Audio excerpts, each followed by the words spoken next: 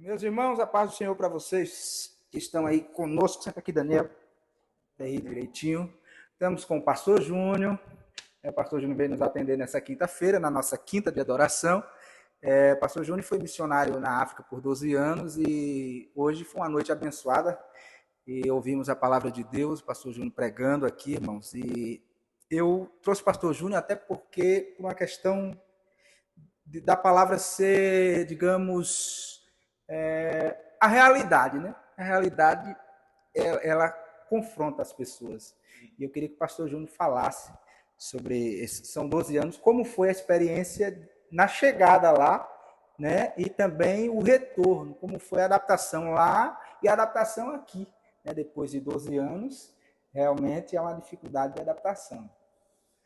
Paz do Senhor a todos aí. É um prazer aqui estar com essa turma boa, né? Pessoal abençoado aqui. Quando a gente chegou lá, assim, quando a gente falava de África, quando Deus me deu o chamado, depois a gente fala sobre o chamado, talvez, mas a visão que eu tinha da África era aquele negócio feio que a gente vê na televisão, aquela coisa, e aqueles guri magrelo, sem lugar, bicho, e assim, você sai com muito medo, com muito temor, né? Você fala assim, poxa, será que eu vou conseguir, né? Será que vai dar certo? Mas quando a gente chegou, o primeiro lugar que eu fui foi para Tanzânia, ou Tanzania, né? Como fala aqui, tá que fala Tanzânia. E, e eu vi que a casa que a gente ia morar era uma casa de alvenaria, de bloco, já foi um alívio.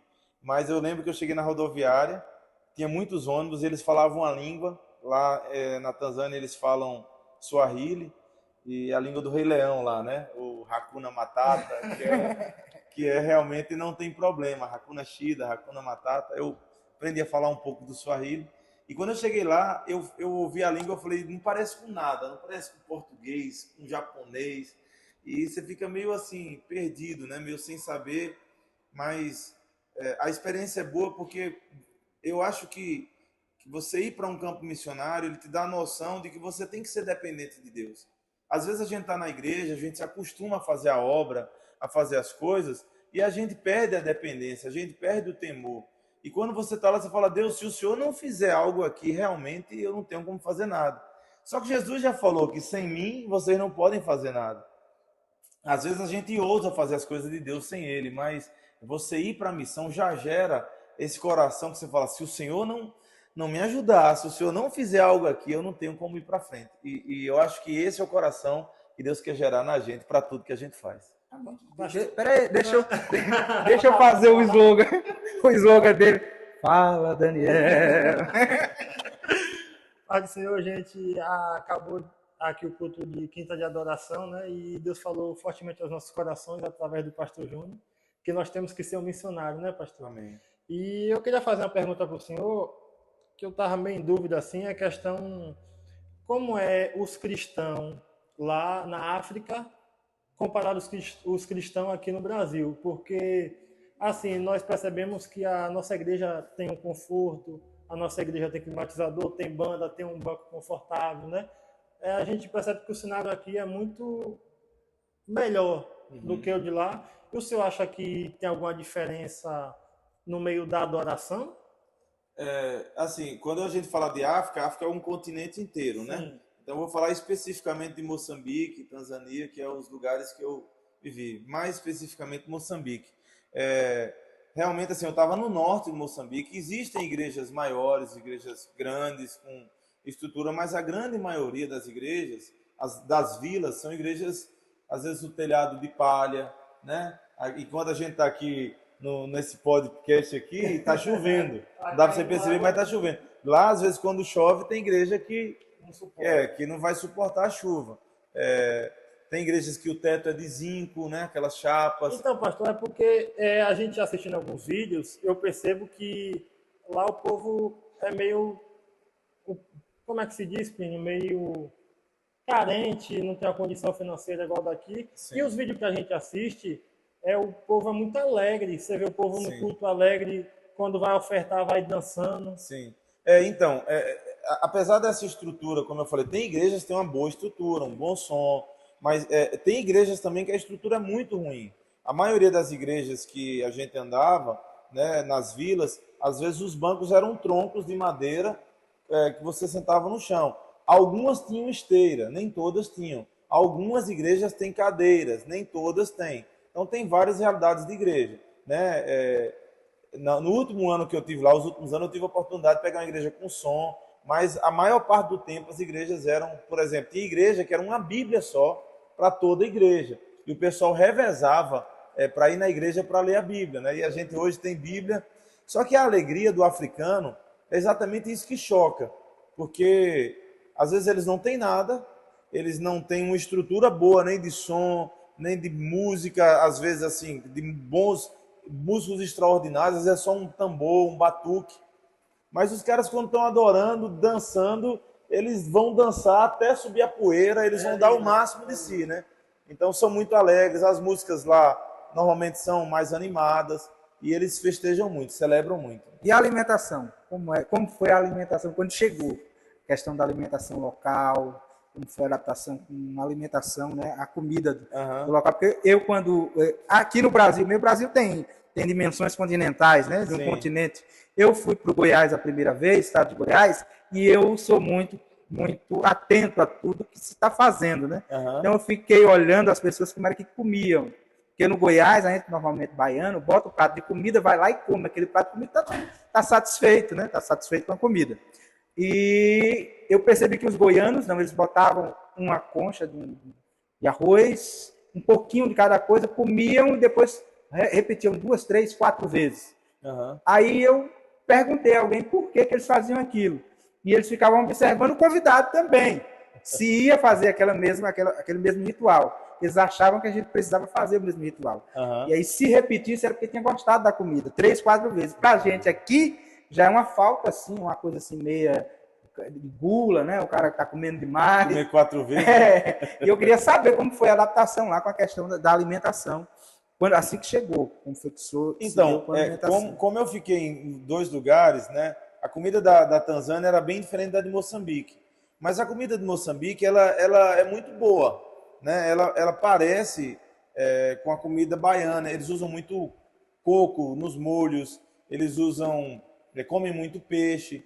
Agora, nem todo mundo... Então, a comida moçambicana ela é boa, mas nem todo mundo tem condições de temperar. Então, às vezes, o tempero ele só tem cebola, às vezes só tem o alho. Então, dificilmente ele vai ter essa variedade de temperos. A comida africana também, em geral, porque eu quero deixar claro assim, gente, na África, quem é rico é muito rico.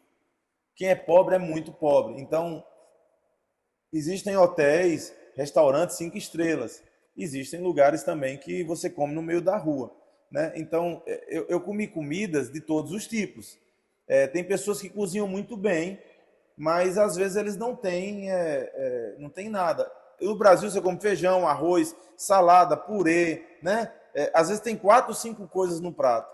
Lá normalmente são 2 coisas. Ou é a chima, que é um negócio parecendo um angu de milho, sem sal, e um peixinho, uma carne, alguma coisa assim. Ou é um arroz ou feijão com arroz, o feijão já é a mistura. Não tem 3 coisas, normalmente são 2. Ou arroz e o feijão é a mistura, né? Ou a chima e o molhozinho ali é a mistura. Então a comida é muito simples, mas é uma comida saborosa. Você aprende, a princípio você pode achar meio estranho, mas eu fico com o coração muito voltado para aprender, para admirar, e eu comi comidas deliciosas lá também. Algumas são diferentes por conta do nosso paladar ser diferente, mas quando eles têm a oportunidade de cozinhar bem, com temperos, a comida fica muito boa, né? Pastor, eu queria fazer uma pergunta para o senhor. A gente vê que o senhor é uma pessoa muito jovem, mas uma pessoa que tem uma experiência muito grande, né? Uma experiência muito grande. E hoje no culto aqui, o senhor contou um pouco das suas experiências na África. Qual foi a experiência mais impactante que aconteceu lá, que marcou a sua vida, a vida de sua família, a vida da igreja, do local? O senhor poderia contar para a gente? Então, é difícil assim a gente marcar uma, né? Nós tivemos algumas experiências, né? Muitas experiências. Então é difícil. Algumas dá para falar, outras não dá para falar, né? Mas a gente teve muitas, assim, o que mais marcava a gente era realmente a gente trabalhou no meio do povo Macua, E o povo Macua é o povo do norte de Moçambique e é um povo bem numeroso e muitos assim vivem situações precárias também, né? Mas a coisa mais maravilhosa era você ver pessoas que tinham perdido totalmente a perspectiva de vida, que o sonho dele era tipo assim, o sonho da vida da pessoa era ter uma moto, era o sonho da vida. Ou o sonho da vida dele era colocar um telhado de zinco, ou construir uma casa de barro. Sonhos muito simples, né? Não conhecia o Deus ainda. E aí você vê essa pessoa mudando a realidade no sentido de amar a Deus, de aprender a parar de ser uma pessoa que reclama e ser uma pessoa que agradece. Então, eu acho que o que mais marcou é você ver pessoas, por exemplo, eu vou contar um caso de uma pessoa aqui, duas. Tem um rapaz que participou do nosso projeto, chama Amade. E o nome desse rapaz em Macua, o significado era falecido, morto. Então as pessoas chamavam ele disso. Ele nasceu com deficiência, então ele não poderia ir em enterro, ele não poderia participar de cerimônias, nada disso. E ele veio para o nosso projeto, ele começou a estudar lá, ele já era mais velho que os outros, mas ele começou a estudar, foi alfabetizado, aprendeu a ler e escrever e criou uma nova perspectiva. Ele hoje sonha em ser um professor, um pastor, e isso mudou a vida. Então, só por causa do Amado já valeu a pena. É essa questão de você pegar pessoas que não tinham perspectiva, futuro, e agora ele sonhar e falar, não, eu também sou filho de Deus, eu posso viver uma vida abundante, mesmo que eu não tenha todas as coisas do Ocidente, mas eu posso viver uma vida abençoada, mesmo com muito pouco, né? Então, uma outra pessoa que é Beni, que hoje é um líder lá, esse Beni, ele não ganhava tanto dinheiro, mas a forma que Deus abençoava ele era uma referência, ele é uma referência no meio da comunidade, a casa é organizada, os filhos são bem limpinhos, bem arrumados, todos estudam, ele vive bem com a esposa, não trai a esposa, então isso é uma glória.